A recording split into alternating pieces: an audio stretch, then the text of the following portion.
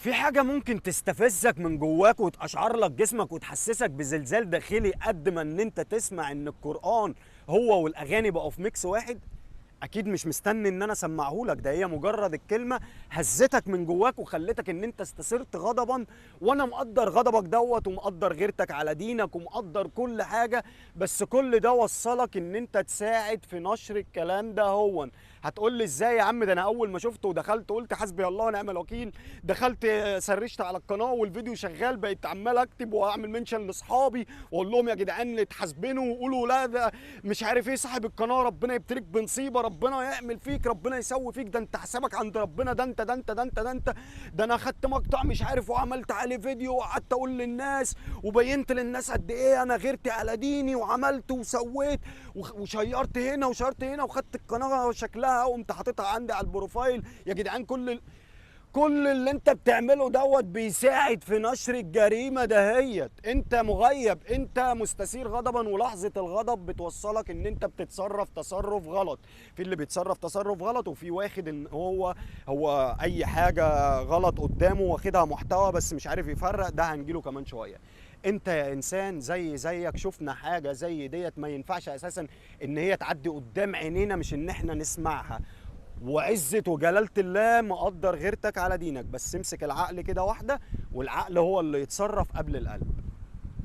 انا كمقدم محتوى او انا بنزل لك اي حاجة على النت عشان تشوفني وعشان غيرك يوصل له اللي انا قدمته، انت بتخش تتفرج عليا. بعد ما تتفرج عليا خلاص الذكاء الاصطناعي وصل له ان انا راجل كويس وانت تابعتني ووصلت لحد الاخر والدنيا جميله، بقيت انا راجل جدع عنده.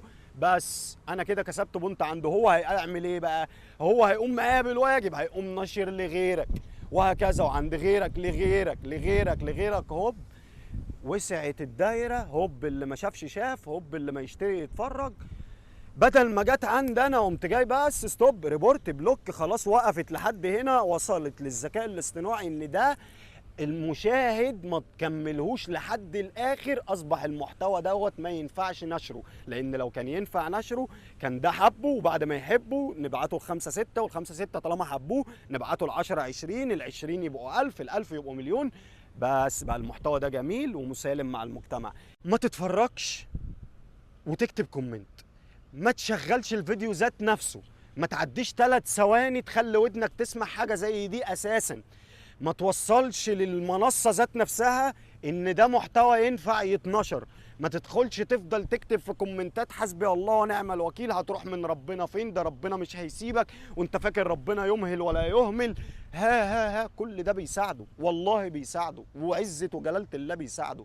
هو حاطط رجل على رجل وعمال يقول لكم تحاسبنوا يا حبايبي. هو مش ممكن ما يكونش فاهم الحسبانة دي اساسا، هو مجرد ما بيجي له كومنتات كتير هو فرحان، ودي حاجة ما ينفعش تتنشر.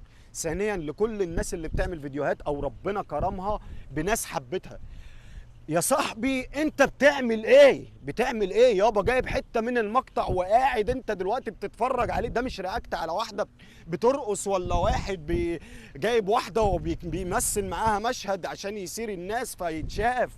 يا صاحبي ده دينك ودستورك اللي انت ماشي بيه، ده منهجك في الحياة، ده صاحبك اللي بيوجهك. القرآن دوت هو اللي هيوصلنا للآخرة، وهو صاحبنا اللي هينجينا من حاجات كتير قوي في الدنيا قبل الآخرة. بتعمل ايه؟ حاطط لي الفيديو قدامك وقاعد بتتكلم ازاي دوت ويتسمع ازاي وكل اللي عندي. يا صاحبي اتكلم واحرق دمك، وصل لهم ان ازاي الفيديو ما يتنشرش صح، بس ما تحطش اسم القناه والصوره وتشغل لي 30 ثانيه وتقعد تتنطط وتتشال وتتهبد، وتوصل لهم ان انت عايز تخش جوه الشاشه تخترقها وتمسك البني ادم. ما انا وانت لو نعرف الانسان ده هو فينه احنا عارفين ممكن نعمل فيه ايه، ولو حياتنا خلصت بعد الموقف اللي هناخدوه معاه الله المستعان. انا واحد من الناس مضحي بده هو عادي، بس انت بتعمل غلط، بتتصرف غلط يا صاحبي. ده للجزء اللي مش عارف، لكن اللي عارف حسبي الله ونعم الوكيل فيك وحسبي الله في اتباعك، لان ده مش محتوى. فالله يرضى عنكم تصرفوا صح. كل اللي عليا ان انا اخش ظهرت قدامي ما اتفرجش ولا اعمل اي حاجه، ريبورت بلوك، خلاص مش هتظهر لي. ادي فتنه ومصيبه من مصايب الدنيا. الفتنه التانيه كان زمان بيقول لك والله المسيح الدجال ده هيظهر وهيبقى معاه معجزات وهيبقى معاه ايات وهيبقى معاه مش عارف ايه مش عارف هيعمل ايه وهيسوي. بس ايه يا عم، حتى لو عمل ايه بالله انا عارف ربنا واحد ورسولي وديني وقراني، وهتفتن ايه بس يا عم، وحد الله.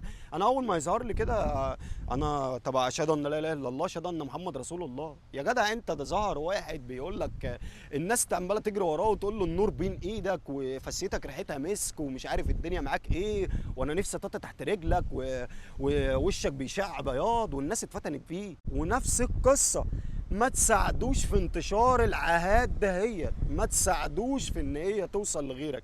في اطفال صغيرين وفي اطفال قاعده ماسكه التليفون قاعده بتسمع، لما بتلاقي لهوجه وهوب دخلت الفيديو بتشدهم هوب بيسمعوا لحد الاخر. فايه ده ايه؟ طب بيتسبب عندهم حاله من الشتتان. ايه ده؟ انا في اهلي بيربوني على حاجه، ودول بيربوني على حاجه تانية خالص، ودول بيسمعوني حاجه تانية خالص. ما تبقاش انت بايدك ان انت تعمل حاجه صح وتعمل عكسها.